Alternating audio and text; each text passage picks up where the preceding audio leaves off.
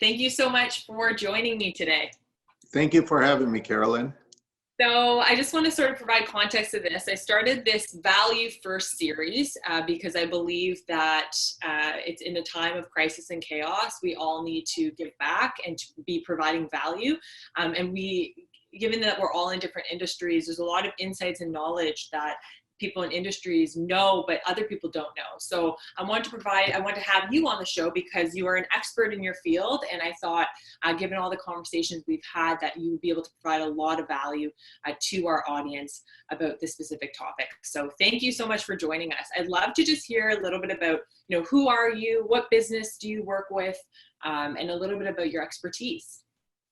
My name is Milan Topolovec. I'm a founder and owner of TK Financial Group, as well as a consulting firm in Orbis Inc.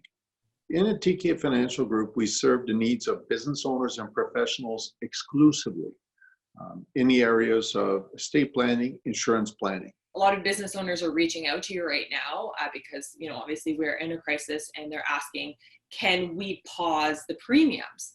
So what would you say to a business owner who is looking to potentially pause their premiums? Serving business owners, this is the area that we specialize in. This morning alone, I got 2 emails from people saying, Milan, I've got no income coming into the business. Can I stop my premiums? And these aren't the only calls we've had. The challenge is, depending on the type of plan they have, if they have term insurance, after the last premium has been paid, they can suspend premium for 30 days and their coverage will still remain in effect. Before that 30th day is up, they need to pay at least the minimum monthly premium, which will extend the runway for another 30 days. If they have life insurance that is permanent, which means like whole life, universal life, which may have cash values, they can utilize these cash values by directing the insurance company to go into the program and withdraw premiums for a period of time.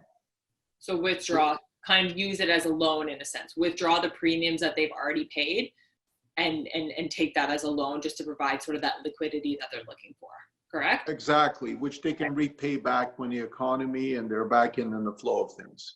Okay, that's great because I'm sure a lot of business owners don't think of, their life insurance policies as providing that potential liquidity for them. That's right. And depends who owns it. If the corporation owns it, the corporation can take that loan to pay premiums. Okay.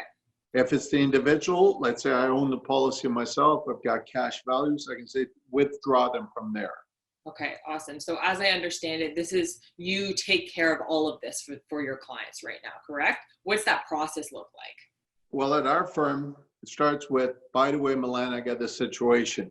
We discuss what can be done, whether it's taking a loan. If it is, we prepare the information, which we give them to send back to us, which we forward to the insurance company. We follow the process. If they're going to stop their premium for 30 days, we tell them, okay, this is the day, and we have in our system forwarded to say, hey, call them. Can you pay a monthly premium to extend the runway on your insurance? Okay, awesome. So it seems like a relatively easy process, especially when there's experts like yourself sort of taking that on. So that's really great to know. What about in the case of people? So if a business owner gets sick with the virus, they obviously cannot work. What is in place? Like if they have critical insurance or disability insurance, how are they protected? What are the ways that these people are protected and taken care of during this time? Disability insurance, depending on whether they're covered under their long-term disability of the group plan, or they have executive disability policies, which are generally own occupation, can do substantial material duties of your job. Second is partial. So if they're able to work 4 hours a day, they still qualify. Okay. And the third is called residual. I can work 8 hours a day, but not at the same pace. I'm losing money. So under executive plans, which are different from the group plans. So either of those on disability, if they think that there's a potential claim, apply right away.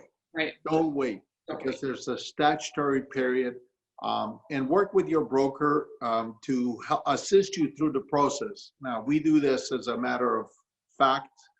We are not simply there to sell a product. We handle claims to make sure the client gets the check quickly enough. On critical illness is different. Critical illness is an occurrence of an event. Loss of sight, loss of limbs, loss of speech, heart attack, stroke, cancer. The one that could come into play is loss of independence. Let's say a virus strikes you and you can't bathe yourself or eat, which are two daily living items. Right. The policy will pay a certain portion per month until you're able to do those things. Paralysis, certainly, if that happens, that's another one. So the policy has 24 conditions, but remember, critical illness, you don't have to be disabled. Right. It's loss of conditions. Right. That's great. That's great to know that, like, you know, they've been paying into this. They believe in the fact that, like, if something were to strike, that they have this support, and now it's coming to a time where they may be vulnerable. So it's great that when people do have those types of insurances in place, that they can lean on those companies for support, and brokers like yourself to provide that insight and that guidance. That's right. Work with your broker. He or she should have access to the insurance companies. I can only speak for ourselves. We have direct access to claims adjudicators. We coordinate the process. We fill out the forms. We make sure your doctor fills up her or his form for you, and make sure the process is smooth. That's what we do.